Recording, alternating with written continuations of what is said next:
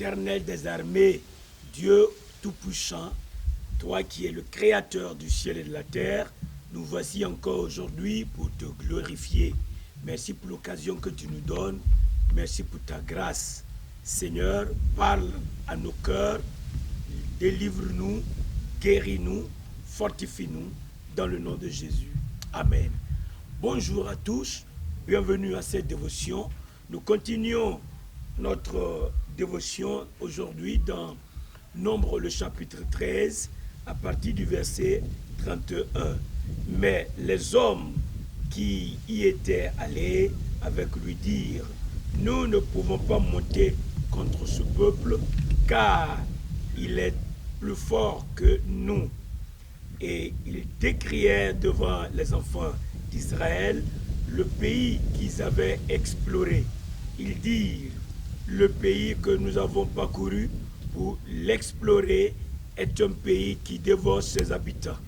Tous ceux que nous y avons vus sont des hommes d'une haute taille, et nous y avons vu les géants, les enfants d'Anak, de la race des géants.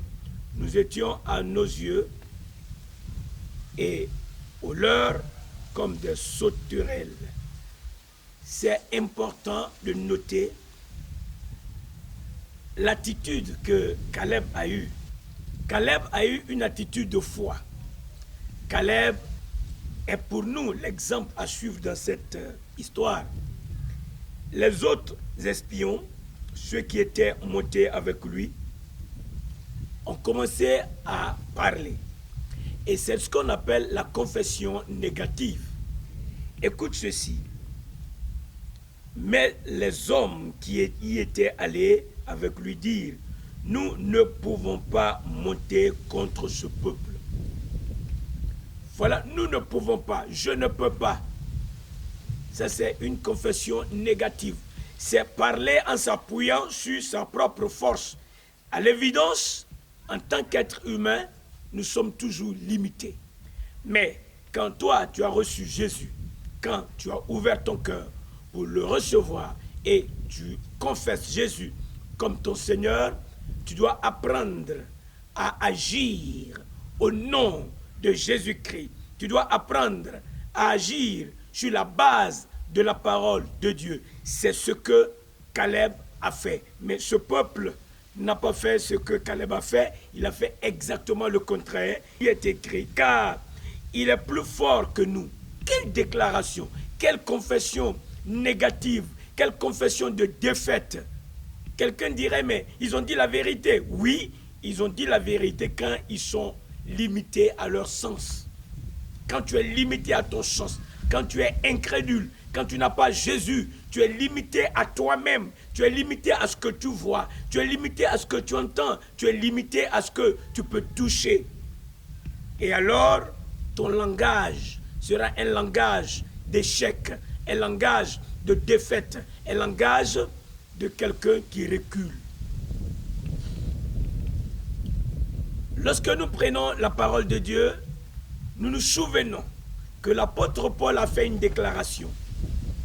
Dans Philippiens, il a dit: je puis tout par celui qui me fortifie. Voilà notre langage. C'est ce langage qu'a tenu Caleb, et c'est ce langage que tu dois tenir. Mais si tu n'as pas Christ, tu ne peux pas tenir ce langage. Tu auras le langage de ceux qui n'ont pas Dieu, le langage de ceux qui méprisent la parole de Dieu, le langage de ceux qui échouent, le langage de ceux qui ne réussissent pas. C'est le langage de la défaite. Ils ont dit: nous ne pouvons pas. Ça, ce n'est pas le langage que tu dois tenir. Mais si tu n'as pas Christ, c'est ce langage qui sera sur ta langue. Si tu dis que tu as Christ et que tu as encore un langage d'échec, un langage de blocage, un langage de défaite, aujourd'hui, ouvre ton cœur et reconnais que celui qui est en toi est plus fort que celui qui est dans le monde. Si tu n'as pas encore Christ, accepte-le maintenant et il te donnera sa présence. Le Saint-Esprit va venir et sa présence, c'est ta sécurité, c'est ta force. Il a le contrôle de l'univers. Il est là, il est présent. et il agit. Éternel, nous te remercions aujourd'hui. Nous te glorifions de ce que tu es encore là, présent, pour opérer des signes, pour opérer des miracles. Je sais que tu es à l'œuvre dans nos cœurs, dans nos vies. Merci pour la guérison. Merci pour ta provision. Merci pour ta paix. Merci pour la victoire que tu nous donnes. Dans le précieux nom de Jésus. Ceux qui ouvrent leur cœur pour te recevoir, merci de les accepter et de leur donner le pouvoir de devenir tes enfants. Nous te remercions, nous te glorifions dans le nom de Jésus. Amen.